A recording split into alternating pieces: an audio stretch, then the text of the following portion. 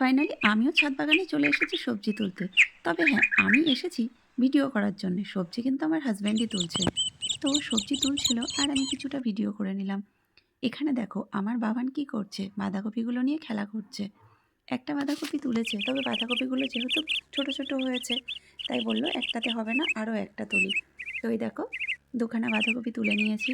আমাদের ছাদ বাগানে প্রতি বছর শীতকালে বিভিন্ন রকম ফুল গাছ লাগাই। এবারও লাগিয়েছি।